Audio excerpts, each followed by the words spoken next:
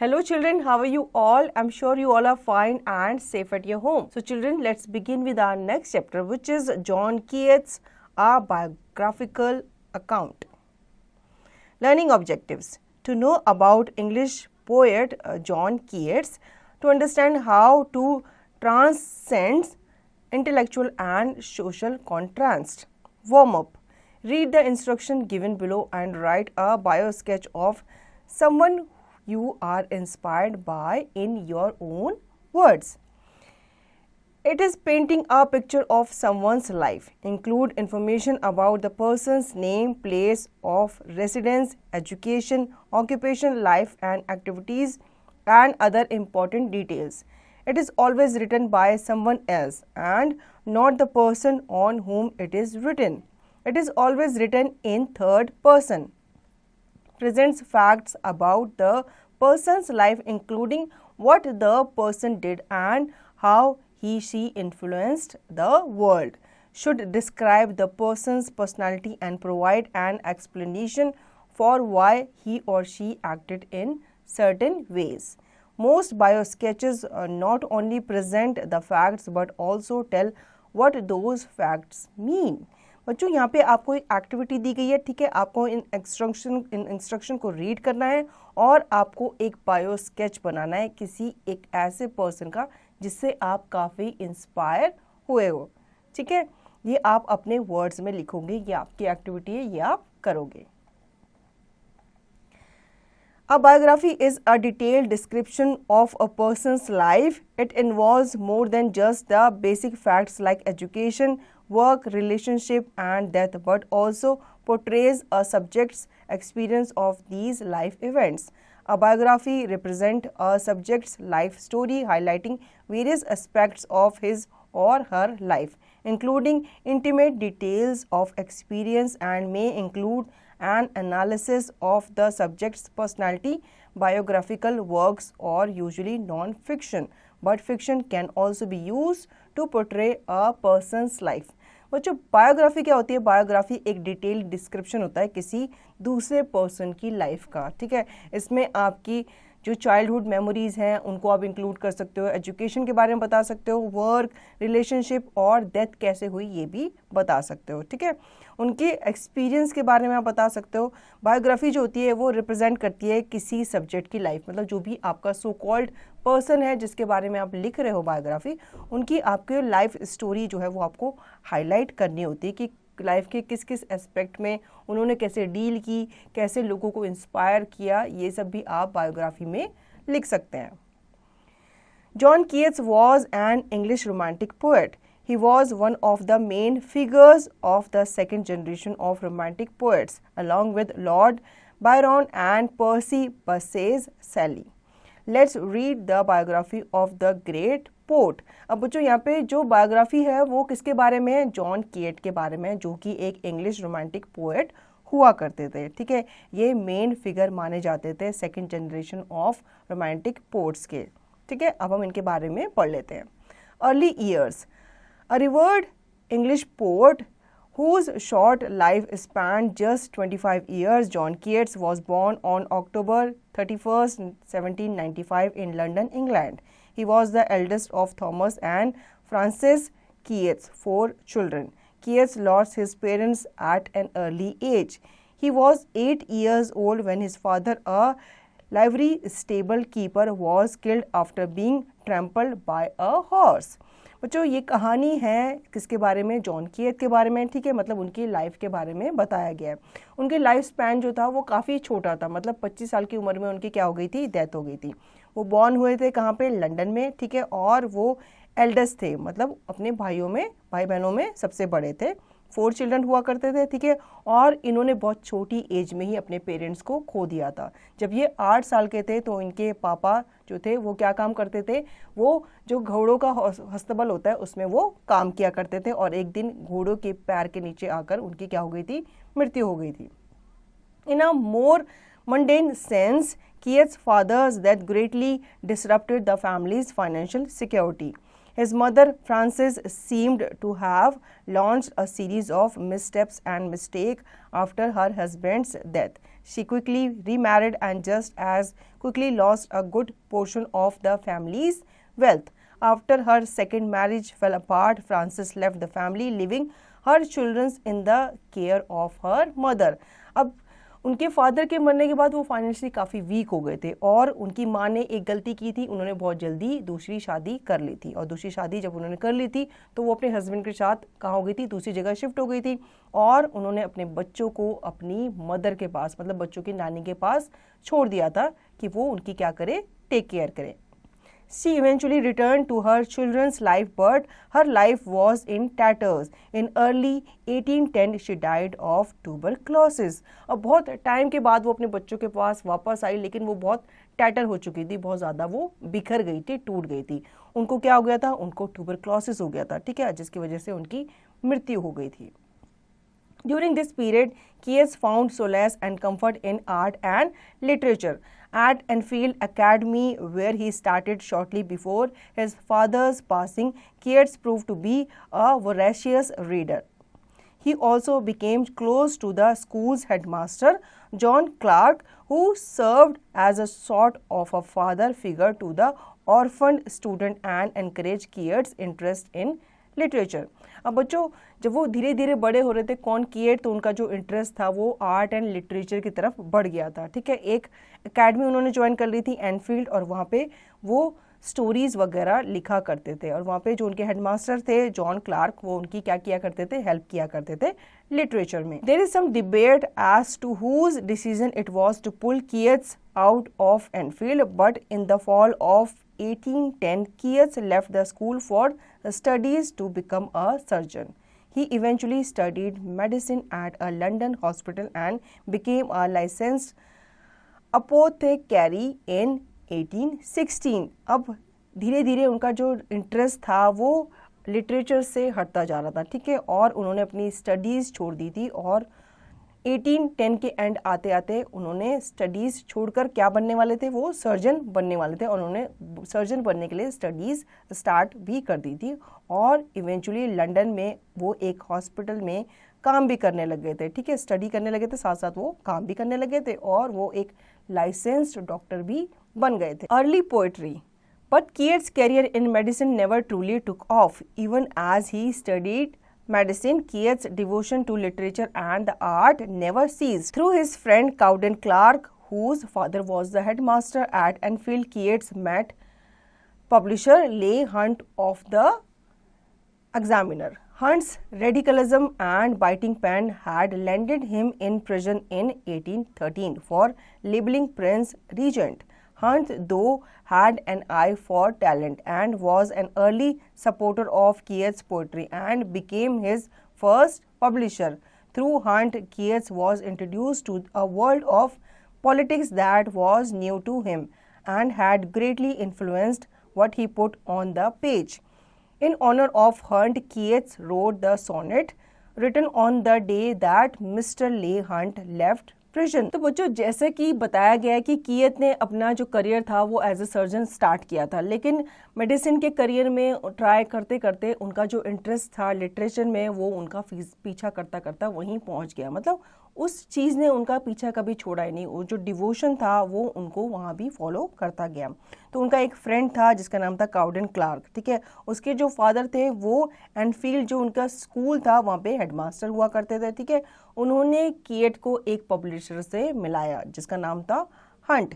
अब हंट जो था उस टाइम पर प्रिजन में था, मतलब वो कैद में था, लेकिन हंट ने मतलब एक कोशिश की कि कीएट को एक चांस, एक प्लेटफॉर्म दिया जाना चाहिए ताकि वो अपनी पोइट्री, अपने लिटरेचर को क्या कर सके, स्टार्ट कर सके, ठीक है. तो एक तरह से कहा जाता है कि जो हंट था वो उनका अर्ली सपोर्टर माना जाता था और वो ही उनका फर्स्ट पब्लिशर बना, ठीक है. हंट के थ्रू ही कीएट जो था वो इंट्रोड्यूस किया गया था वर्ल्ड ऑफ पॉलिटिक्स में और उनके थ्रू ही उन्होंने क्या किया था, अपना फर्स्ट जो सोनेट था, मतलब एक छोटी सी 3-4 लाइन की एक पोम थी, वो उन्होंने क्या की थी, पब्लिश की थी, ठीक है. और ये उन्होंने तब लिखी थी जब जो हंट था वो कैद से आज़ाद हुआ था. In addition to affirming Keats' standing as a poet, Hunt also introduced the young poet to a group of other English poets, including Percy Bysshe Shelley and William Wordsworth. In 1817, Keats leveraged his new friendship to publish his first volume of poetry, Poems by John Keats. The following year, Keats published Endymion, a mammoth 4,000-line poem based on the Greek myth of the same name. Keats had written the poem in the summer and fall of 1817, committing himself to at least 40 lines a day. He completed the work in November of that year and it was published in April 1818. अब बच्चों Hunt के through ही वो काफ़ी publisher से, काफ़ी लोगों से मिला था जो उस टाइम के इंग्लिश पोएट हुआ करते थे, लिटरेचर वगैरह हुआ करते थे, तो उनसे वो मिला करता था। ठीक है, इसमें PB Shelley and William Wordsworth भी शामिल थे। 1817 में कीथ ने अपनी न्यू फ्रेंडशिप को क्या किया, मतलब अपने पोइट्री में उन्होंने उसको पोर्ट्रे किया, जिसे वो पोम बाय जॉन कीट्स कहा करते थे। ठीक है, इसी साल उन्होंने अपनी एक एंडीम्योन भी पब्लिश की, जो कि एक 4000 लाइन की एक पोम थी। किसके ऊपर? ग्रीक मिथ के ऊपर। ठीक है, 4000 की उन्होंने ये जो पोम थी वो रेडी की थी। के जो थे इन्होंने इस पोम को समर में लिखना स्टार्ट किया था और करते करते ये नवंबर में इन्होंने क्या किया, एंड किए। ये डेली 40 लाइन पर डे लिखा करते थे, तब जाके इन्होंने नवंबर में 40,000 लाइन की ये पोम जो थी वो क्या की थी, कंप्लीट की थी। Keats' daring and bold style earned him nothing but criticism from two of England's more rigorous publications, Blackwood's Magazine and the Quarterly Review. The attacks were an extension of heavy criticism lobbed at Hunt and his cadre of young poets. The most damning of those pieces had come from Blackwood's, whose piece on the Cockney School of Poetry shook Keats and made him nervous to publish Endymions. अब कीट जो थे उन्होंने इतनी बड़ी pome लिखी थी तो काफ़ी सारे लोग क्या कर रहे थे, उन्हें क्रिटिसाइज कर रहे थे। उन्होंने काफ़ी क्रिटिसिज्म भी झेला था। ठीक है, कहाँ से? इंग्लैंड के जो पब्लिशर्स थे उनके थ्रू, मतलब काफ़ी जो पब्लिशर थे वो उनकी ये पोम को पब्लिश नहीं करना चाहते थे, क्योंकि वो इसके खिलाफ थे कि इतनी बड़ी पोम है, वो भी आप किसी मिथ के ऊपर, ग्रीक मिथ के ऊपर लिख रहे हो, तो वो नहीं चाहते थे ये क्या हो, पब्लिश हो। तो काफ़ी हैवी क्रिटिसिज्म का उन्हें सामना उठाना पड़ा था। Now recovering poet, how much of an effect this criticism had on Keats is uncertain, but it is clear that he did take notice of it. But Shelley's later accounts of how the criticism destroyed the young poet and led to his declining health, however, have been refuted. Keats, in fact, had already moved beyond Endymions even before it was published by the end 1817. He was re-examining poetry's roles in society. In lengthy letters to friends, Keats outlined his vision of a kind of poetry that drew its beauty from real-world human experience rather than some mythical grandeurs. Keats was also formulating the thinking behind his most famous doctrine, negative capability, which is the idea that humans are capable of transcending intellectual or social contrast and far exceed creatively or intellectually what human nature is thought to allow.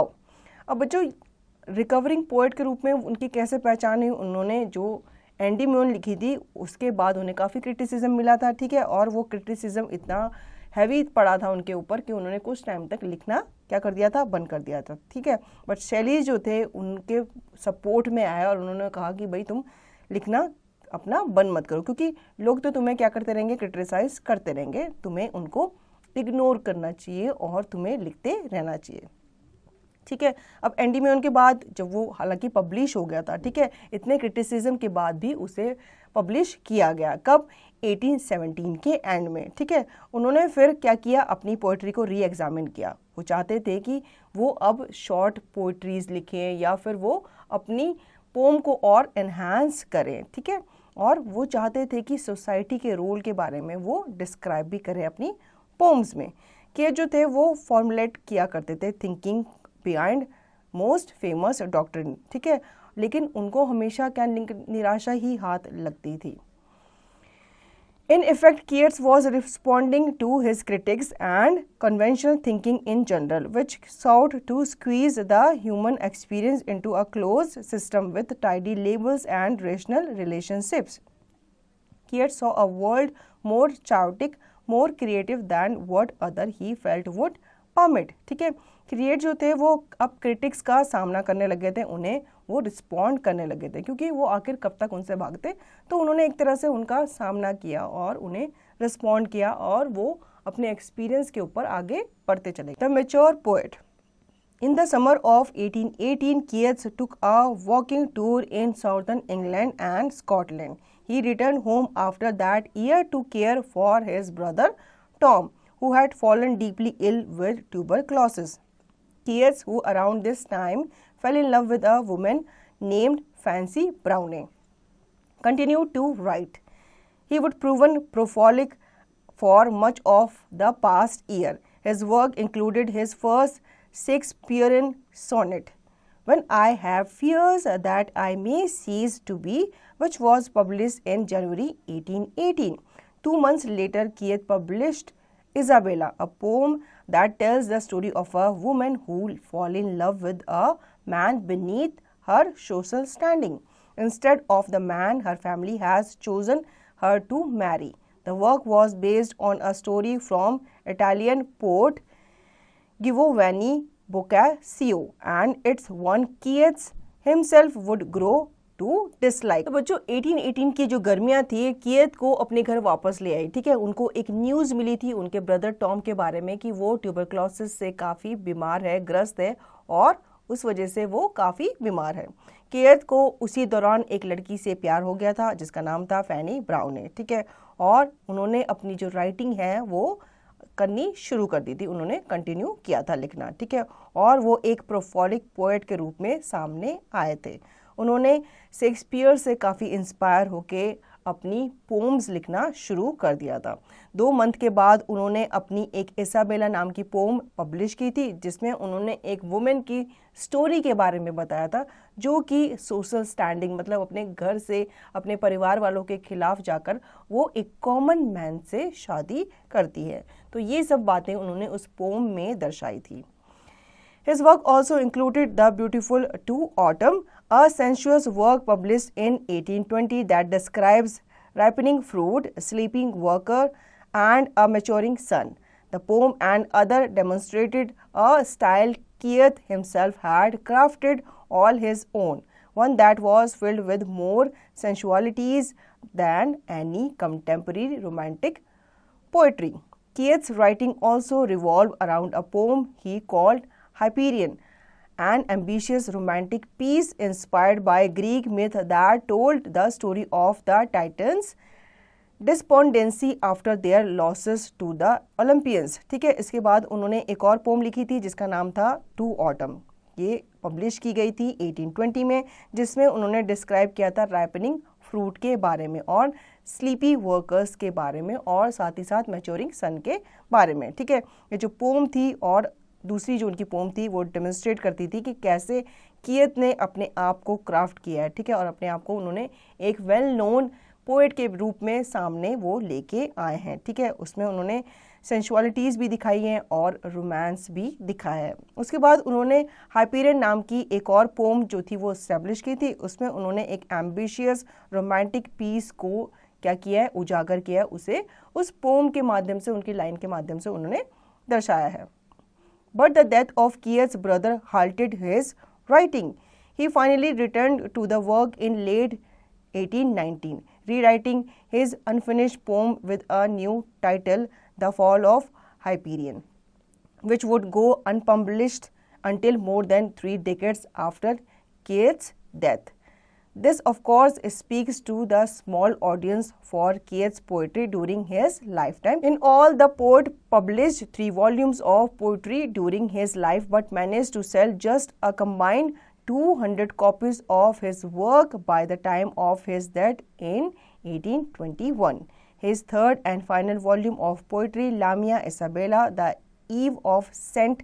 Agnes and Other Poems were published in July 1820. Only with the help of his friends, who pushed hard to secure Keats's legacy and the work and style of Alfred Lord Tennyson, the poet laureate of the United Kingdom during the latter half of the 19th century, did Keats' stock rise considerably. अब बच्चों हुआ क्या, 1819 में कियट्स के brother की मौत हो गई थी, क्योंकि उन्हें क्या था, ट्यूबरक्लोसिस था, टीबी था, जिसकी वजह से कियट्स जो थे वो काफ़ी स्कैटर्ड हो गए थे। लेकिन कुछ टाइम के बाद उन्होंने अपनी जो पोम जो उन्होंने अनफिनिश छोड़ दी थी उसे लिखना उन्होंने स्टार्ट किया, लेकिन उसका जो टाइटल था वो न्यू टाइटल उन्होंने दिया। क्या था उस टाइटल का नाम?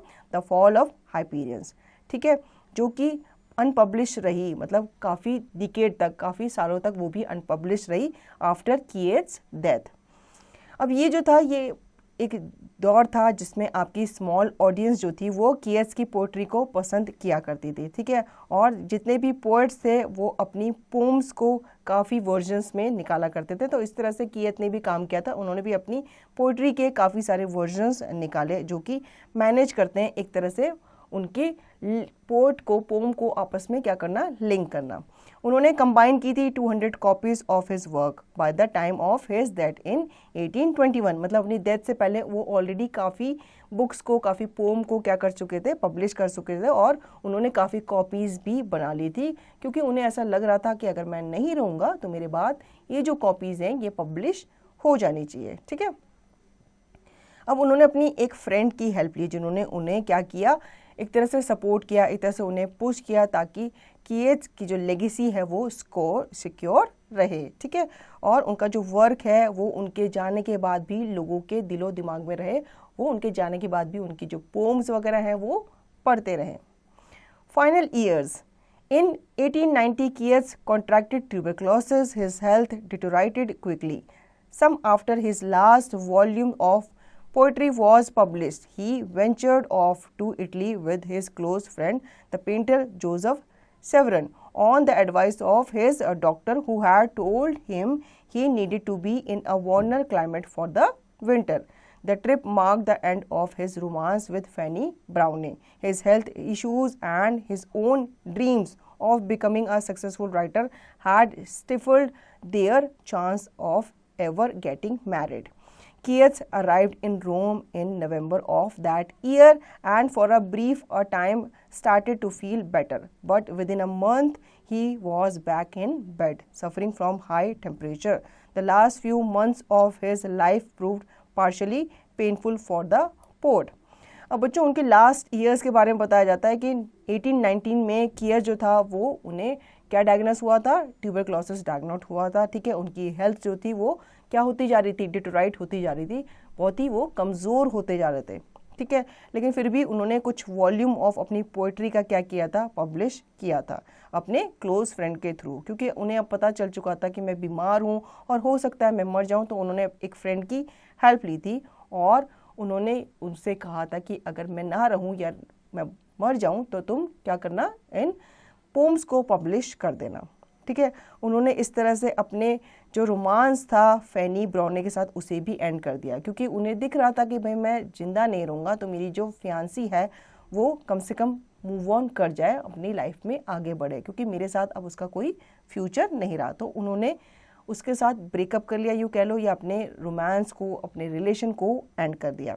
कियट जो थे वो रोम आ गए थे, ठीक है, नवंबर में अपने इलाज के लिए, ठीक है, ताकि वो क्या हो, ठीक हो सकें। उन्हें शायद उम्मीद थी कि मैं शायद ठीक हो जाऊं, लेकिन कुछ टाइम तो वो ठीक रहे, लेकिन कुछ टाइम के बाद उन्होंने फिर से बेड पकड़ लिया और काफ़ी हाई टेम्परेचर, हाई फीवर से वो क्या थे, सफ़र कर रहे थे।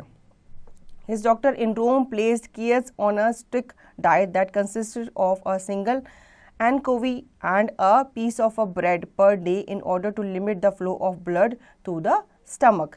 He also included heavy bleeding, resulting in Keats suffering from both a lack of oxygen and a lack of food. Keats' agony was so severe that at one point he pressed his doctor and asked him, "How long is this posthumous existence of mine to go on?" Keats that came on February 23, 1821. It believed he was clutching the hand of his friend Joseph Servan at the time of his passing. Keats was one of the most loved and loving of men, and the affection, philosophy, and humor he poured into his letters to his brothers, his sister, his friends, and his fiancée show him to be a genius in prose as a poetry. For his friends, he was an inspired creature, a sight of a flower. The glitter of the sun, the buzzing of a bee seemed to make his nature tremble. Yet until his last illness, he was industrious and manly, taking long walks, playing cricket, boxing, and enjoying practical jokes. His friends and others have blamed the critic Fanny Brawley and even George for his untimely death. In fact, he was a victim to family diseases, which later carried off George as well, and that his own passionate nature drove him too hard for happiness. ठीक है, अब उनकी death हो गई थी कब? February 23, 1821 को। तो एट लास्ट बच्चों ट्यूबरक्लोसिस से सफ़र करते हुए उनकी डेथ हो गई थी February 23, 1821 को। और लास्ट टाइम पे उनके फ्रेंड जो थे वो उनके साथ थे, उन्होंने उनका हाथ थामा हुआ था। ठीक है, अब उनके बारे में कहा जाता है कि ये जो थे वो मोस्ट लविंग पर्सन थे। ठीक है, और उन्हें काफ़ी लोगों द्वारा पसंद किया जाता था उनकी फिलॉसफी, उनके ह्यूमर के लिए। ठीक है, और वो काफ़ी प्यार किया करते थे अपने ब्रदर्स एंड सिस्टर्स को। उन्होंने ये चीज़ अपने लेटर्स में भी दर्शाई है, शो की है। ठीक है, वो अपने फ्रेंड्स को, अपनी सिस्टर, ब्रदर, इवन अपनी फियांसी को भी वो बहुत ज़्यादा प्यार किया करते थे, मतलब काफ़ी अफेक्शन उनके लिए था। ठीक है, और वो अपने फ्रेंड्स को काफ़ी इंस्पायर भी किया करते थे, मतलब उनके जाने के बाद भी उनके फ्रेंड्स जो थे वो काफ़ी इंस्पायर रहा करते थे, क्योंकि वो एक तरह से उनके लिए काफ़ी खुश मिजाज कह लो या एक अच्छे नेचर वाला इंसान कह लो, वो काफ़ी अच्छे से सबके साथ ट्रीट आया करते थे। तो ये चीज़ काफ़ी लोगों को इंस्पायर भी करती थी। ठीक है, हालांकि उनके जो पोम्स थी वो अभी भी ज़िंदा हैं, मतलब अभी भी पढ़ सकते हैं लोग, अभी भी उन्हें याद कर सकते हैं इन पोम्स के थ्रू। लेकिन काफ़ी जो उनके फ्रेंड्स थे, वो जो उनकी फियांसी थी, उन्हें उनकी अनटाइमली डेथ का जिम्मेदार माना करते थे कि टाइमली अगर वो डॉक्टर के पास उन्हें ले जाती तो हो सकता है वो बच जाते, उन्हें इतना मतलब सफ़र नहीं करना पड़ता। लेकिन होनी को तो बच्चों कौन टाल सकता है, तो ये चीज़ उनकी लाइफ में भी हुई। ठीक है, वो अपनी लाइफ का बहुत कम ही हिस्सा जी पाए और जल्दी ही दुनिया को छोड़कर चले गए। तो बच्चों ये थी बायोग्राफी जॉन कीट्स के बारे में। आई होप आपको ये स्टोरी अच्छी लगी होगी। अब इस चैप्टर का रिवीजन और इसकी एक्सरसाइज की प्रैक्टिस आप खुद से करेंगे।